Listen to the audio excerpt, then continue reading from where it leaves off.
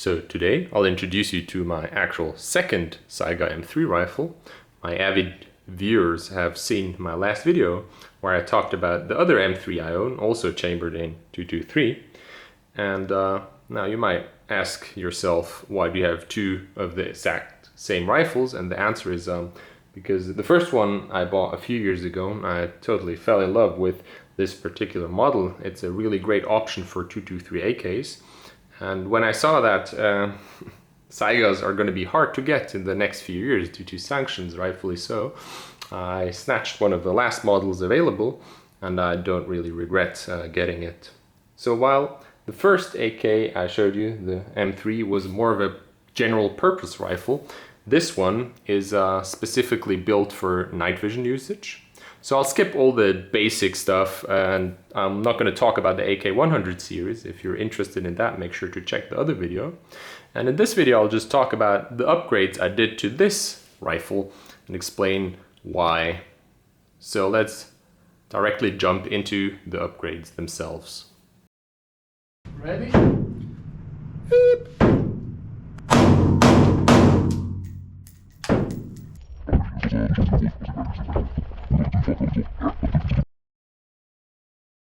So now let's look at the first upgrade I did to this particular rifle, and that was adding passive aiming capabilities under night vision, and also obviously having some kind of optic that I can use during the day, which will allow me to have faster target acquisitions.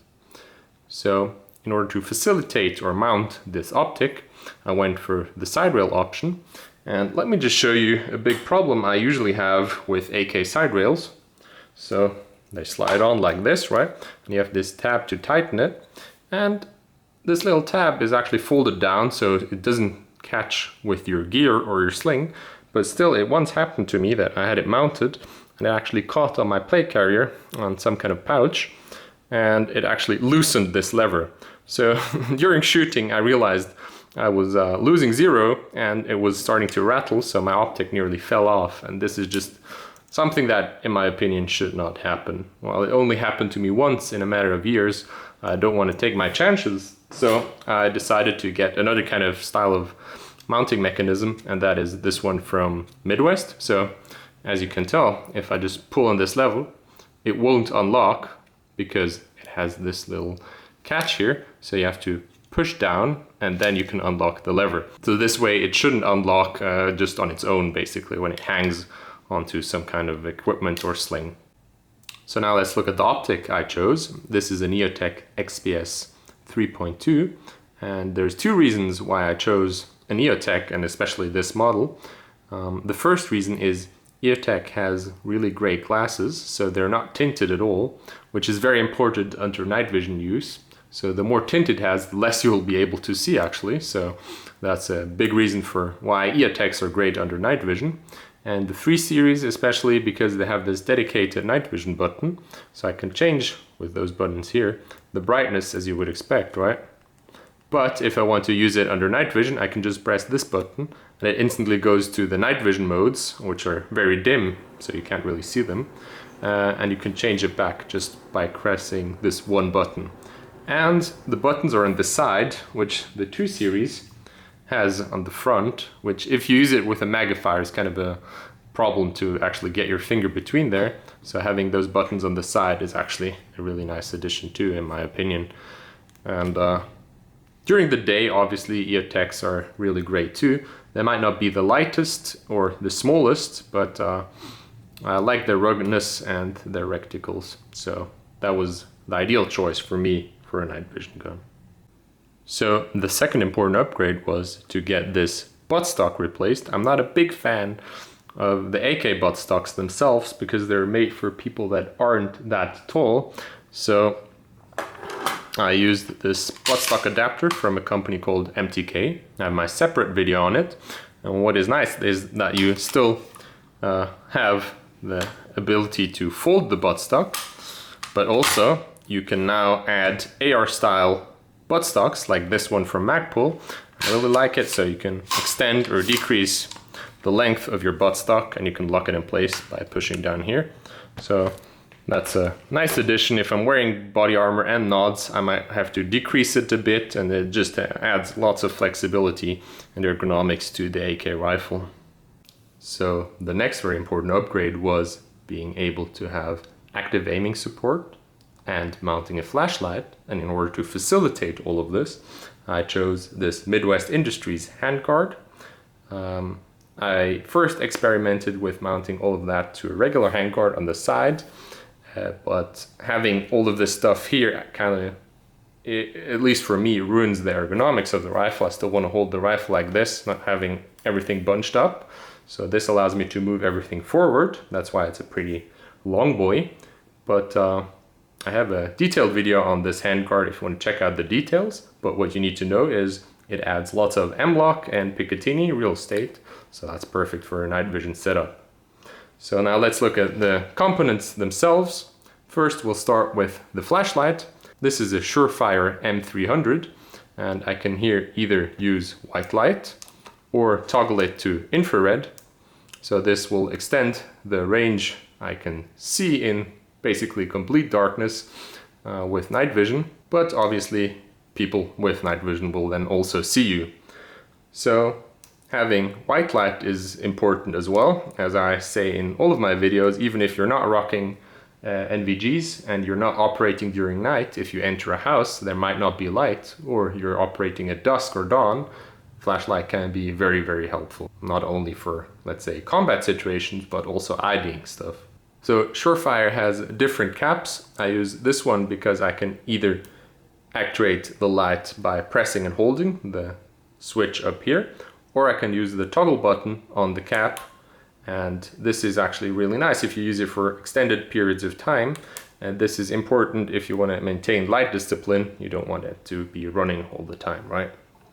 So now let's look at the active aiming module. So this LAM here, this is from Rheinmetall, and I have a separate video on how this guy works and what it can do, but basically what you need to know is it has an IR laser and a visible laser. I can toggle it with this little switch here.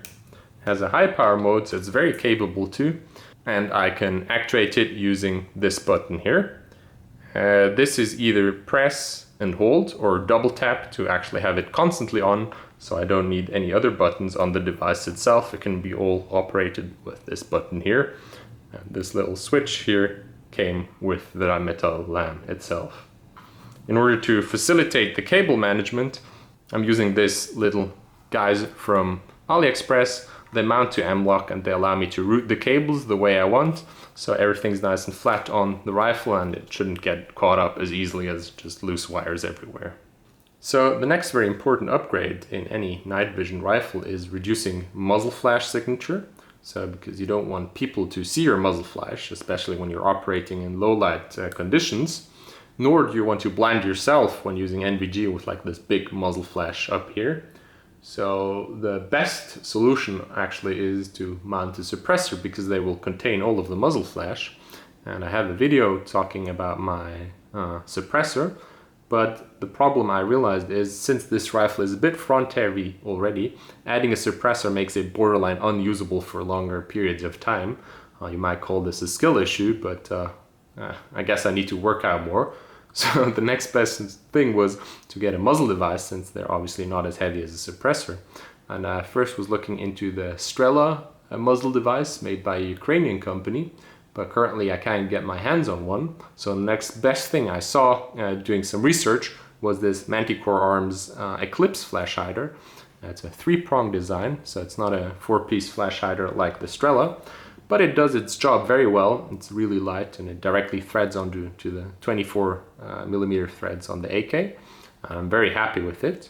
And surprisingly, it doesn't have this ting, so it doesn't really resonate when you shoot, because it's kind of twisted, and it did a great job on engineering this muzzle flash hider.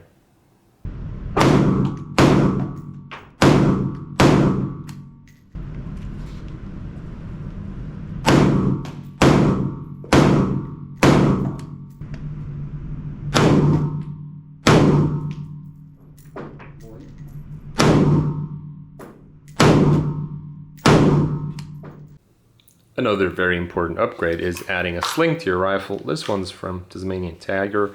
It's slightly padded and it has this nice feature where I can tighten the whole thing, or I can, by pulling on this tab here, extend it. So this is a very flexible solution, and the way I mounted it is another reason why I like this mag pull. It has a possibility to add this QD system with the sling, so I can hook it here. And the other side, same procedure on the handguard, so I can easily add and remove the sling when needed. Especially if you're using night vision, putting the sling over your head or your helmet with the night vision on can be kind of a hustle. So having the ability to QD this and just wrap it around you and then reattaching it is a very important feature, at least in my experience. The next upgrade is this vertical front grip from the Swiss company B&T, and I like this particular model very much because it has a nice QD and it's a stubby version, because in my opinion the full size vertical front grips do get into your way quite often, so this one's the perfect size. And what this allows me to do is when I grab the rifle and I C-clamp it, basically my thumb is exactly where I want them to be, so on the buttons. And next to helping me index, it's nice to pull the rifle into your shoulder so you have a good control over it. And because you don't hold the rifle like this, so you have your hand slightly canted, it's actually better because you distribute more weight and you use your biceps more, so you can carry the rifle for longer periods of time or have it in a ready position. So this one also has a little compartment. You can take the lid off, you can put some batteries in there, so it's always nice to have. So another very essential upgrade I do on all of my AKs is an extended safety lever, and this one's from Krebs Customs. So what this allows you to do is, instead of reaching forward to disengage the safety and to engage it again, you can just use this little tab they added. So coming from the trigger, you can just use your finger, disengage it, engage your target, and engage the safety again. So it's very nice without having to take your actual hand away from where you want it, and you can just use your index finger to manipulate it. This particular model also has a cutout, so what that allows you to do is physically hold the bolt in the rear position, and that's a nice feature. Let's say you're at the range, so you can show that your rifle is empty.